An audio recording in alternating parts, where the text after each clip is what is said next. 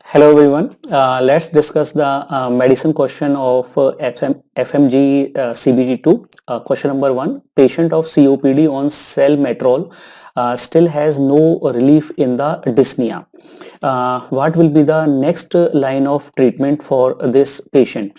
So patient of COPD with no relief from the long-acting beta agonist. So these patient should be added with long acting muscarinic antagonist. So these will be tiotropium. Tiotropium will be added here. Systemic steroid are for acute exacerbation, and roflumast is added when there is some sort of chronic bronchitis, but as a second line agent, and it help in reducing the airway inflammation. Salbutamol is only for acute exacerbation, not for the chronic treatment. So answer here will be long acting anticholinergic bronchodilator, that is tiotropium will be added.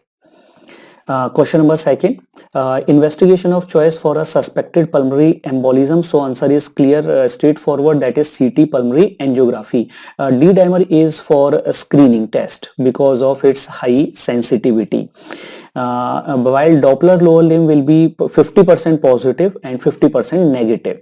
While for CCT is done mainly for vascular disease or for lymphadenopathy assessment, not for the pulmonary embolism assessment. Question 3. Sarcoidosis present with vomiting. Serum calcium is 12.5, which is high. Least useful drug in this condition will be. The patient should be given bisphosphonate, glucocorticoid, normal saline, or the mineralocorticoids. So bisphosphonates they cause increased shift of the blood calcium into the bones, so they will be helpful. Glucocorticoid inhibit vitamin D, and vitamin D is the main reason in sarcoidosis for hypercalcemia, so it will be given. And it normal saline cause increase urine excretion in urine. Urinary calcium excretion is increased, while mineralocorticoid does not have any impact on the calcium level, so that will be the answer here, least useful agent. Question number 4. Patient has skin infection and 2 weeks later develop a cola colored urine. What is the diagnosis? So clear cut, it is a case of a post-streptococcal glomerulonephritis. Cola colored urine is suggestive of hematuria, while minimal chain disease is nephrotic syndrome, so there is no hematuria here. While IgA nephropathy present in second and third decade, and it is associated with pharyngitis infection, and within 2 days hematuria occur. Focal segmental glomerulosclerosis, typically absence of hematuria, it is a nephrotic syndrome. Question 5. Tumor leading to hyperglycemia, necrolytic migratory edema with depression. The clear-cut answer here will be this tumor which is leading to the typical feature of hyperglycemia, necrolytic erythema is glucogonoma. So answer here will be glucogonoma. So correct this will be B option here. So correct this. Glucogonoma present with these features. Patient came in the emergency with history of regurgitation, chest pain. Barium swallow is given here. So in the barium swallow, you can see that it is a cork screw shape. Esophagus, and that is suggestive of diffuse esophageal spasm, while eclasia will be presenting with the beak appearance of the esophagus beaking. Now question number 7. A young patient present with gastric outlet obstruction and vomiting, which of the fluid will be used?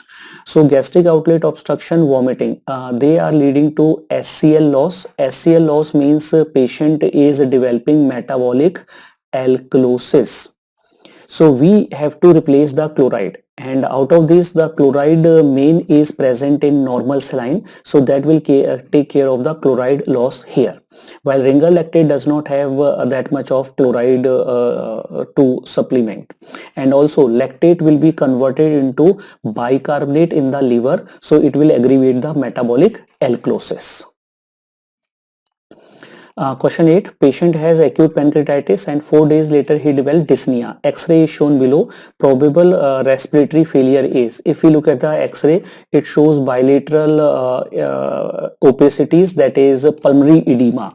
So this is pulmonary edema, and most likely it is due to ARDS because of the acute pathology of acute pancreatitis, and ARDS means alveolar filling. Alveolar filling is type 1 respiratory failure. A option. Typical finding in silicosis include all except findings similar to coal worker pneumoconiosis. Eggshell calcification of lung parenchyma, no, it is the lymph node eggshell calcification is seen. Upper zone fibrosis, true. Kaplan syndrome can be associated with coal worker, can be associated with silicosis with rheumatoid nodule. So answer here will be B option. Next one. H. pylori, which of the following is the recommended therapy? So for H. pylori, recommended therapy is OBTM therapy for 14 days it is given, and indications are if there is a peptic ulcer due to H. pylori infection or malt lymphoma due to H. pylori infection. So answer is D option. Now question number 11. Patient in a known case of COPD admitted in ICU suddenly develop hypotension. ECG is shown in the figure. What is the likely diagnosis? So you can see here patient has the sawtooth P wave appearance. So whenever there is a sawtooth P wave appearance, typically these are the sawtooth P wave appearance, this is highly suggestive of atrial flutter. So this is a case of typical atrial flutter. In PSVT, P wave will be absent. Atrial fibrillation, P wave will be absent. While multifocal atrial tachycardia, there will be abnormal P waves, like they can be negative, they can be blurred. So this is not multifocal, and multifocal is irregular rhythm. Here it is a regular rhythm which is present. So typically atrial flutter. Patient has pH value of 7.34, bicarbonate value is given as 18, and CO2 is 32. Anion gap is 18. What is the likely diagnosis? So pH is low, acidosis, and bicarbonate is also low, metabolic acidosis. So we have to see whether it is a high anion gap or non-anion gap, metabolic acidosis. So the normal anion gap is 12. A single point value, we can say plus minus 2 can be considered. 10 to 14 can be the range. So 18 is high anion gap. So it is a high anion gap metabolic acidosis. In which of the following Schilling test will be normal? So Schilling test is B2 for B12 absorption. So this will be abnormal in pernicious anemia. It will be abnormal in cases of chronic pancreatitis, because pancreas really the R binder from the cobalamin, so that intrinsic factor will bind with the cobalamin. So that is useful. Bacterial overgrowth syndrome consume B12 in the intestinal lumen, while cirrhosis does not affect the B12 levels, or we can say Schilling test. Headache with the jaw claudication in elderly patient, one should rule out which vasculitis. It is giant cell vasculitis. So it is typically associated with headache and jaw claudication. Takayasu arthritis is mainly young females. Kawasaki disease is children, and polyarthritis nodosa middle age. Question number 15. Your friend ate pastry as a roadside eatery and he developed loose motions. He is dehydrated, tachycardia is present, afebrile to touch. What will you start? So this is most likely toxin induced diarrhea, because there is no fever, no blood in the stools, and history of eating outside. For toxin induced, mainstay of treatment is hydration therapy. So here we will go for a oral rehydration, antibiotic to be avoided here. Antiemetic agent can be given, but that will, along with the oral rehydration, that will be the best treatment.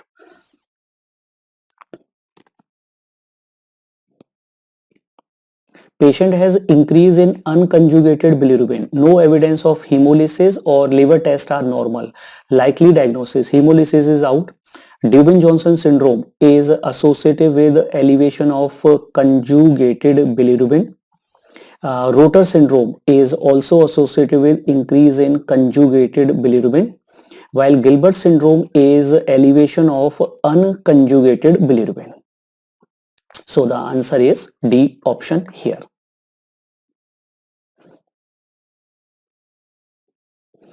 Patient has 1 day history of high-grade fever, loss of consciousness. There is no focal neurological deficit. Hypoglycemia is seen in the lab workup. Diagnosis is.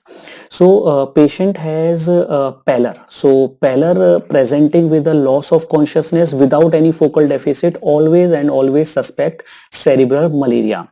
While tubercular meningitis, bacterial meningitis, fungal meningitis, they will produce neck rigidity, and hypoglycemia is not explained by these meningitis. Patient has ptosis which worsen in the evening, show improvement in the morning, and exertional fatigue. Ice pack test shows relief in the ptosis.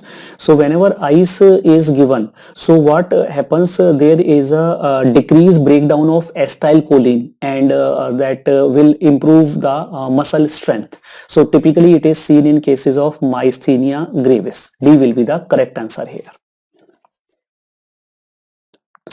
Preferred medical management of acromegaly is somatostatin analogs. So we give a long-acting or a depot formulation. So that is lenalidomide depot formulation will be given. IV terlipressin, octreotide, they are given for hepatorenal syndrome. Intravenous somatostatin is not advisable. It should be subcutaneous. Patient has a regularly irregular pulse and alternate change in the amplitude. So patient has this type of the pulse. One is a high amplitude, low amplitude, high amplitude, low amplitude. So every alternate pulse is due to premature ventricle ectopic, that is known as pulsus bigemini, and pulsus bigemini is seen in digitalis toxicity. Now the next one. Patient of Delhi slum area, sore throat followed by pain, redness of large joints, knee, elbow, ankle, temperature 38.3, heart rate is 110, and a skin rash shown in the figure. So this is the skin rash which is shown here. So this is erythema marginatum.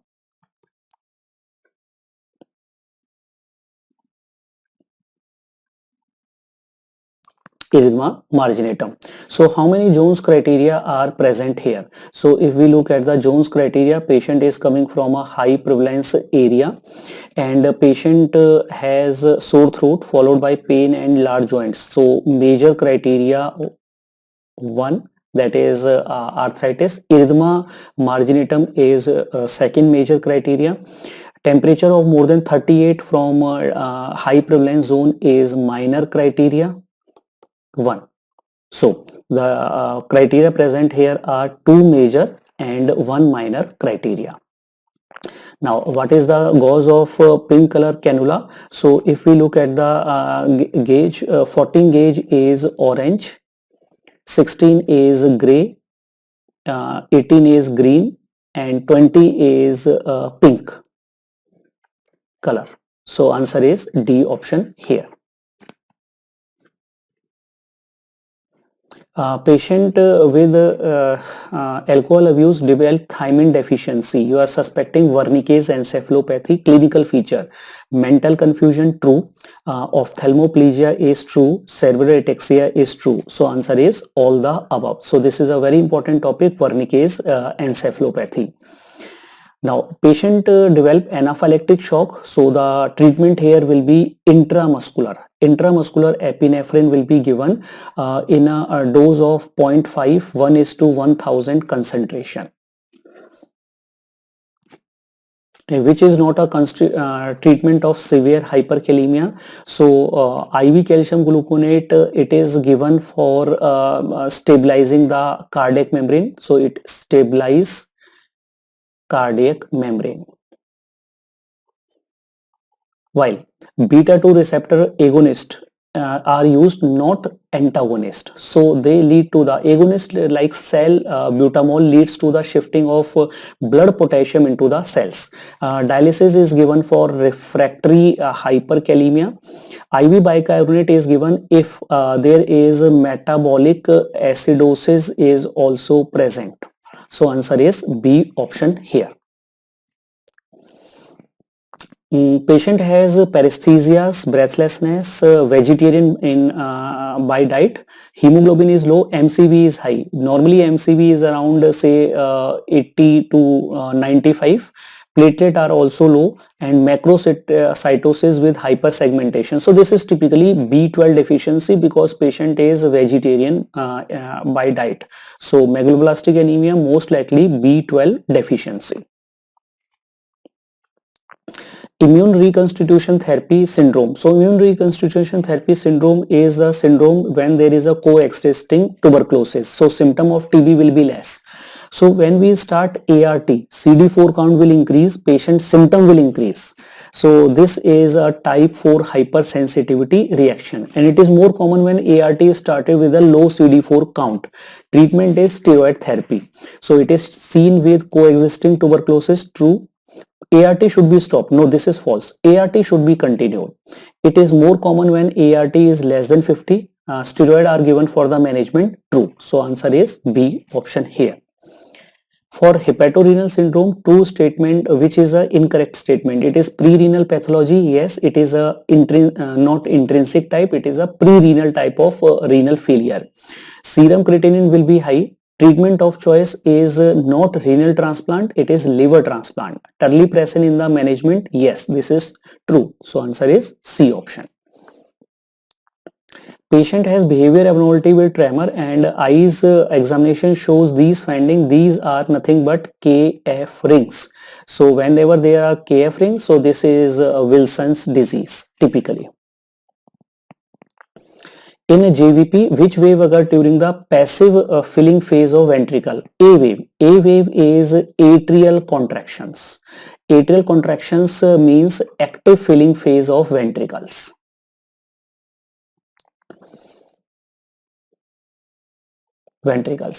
C wave. C wave is due to the tricuspid valve bulge into a right atria in isovolumetric contraction phase, isovolumetric contraction of the ventricles. Y descent. Y descent occur during the passive filling phase. So this is a passive filling phase when the blood goes from atria to ventricle. V wave is right atrial blood filling. So answer is C option. So these were the questions of CBT 2. If you have any doubt, you can ask in the DAMS Telegram group. All the very best for your exams.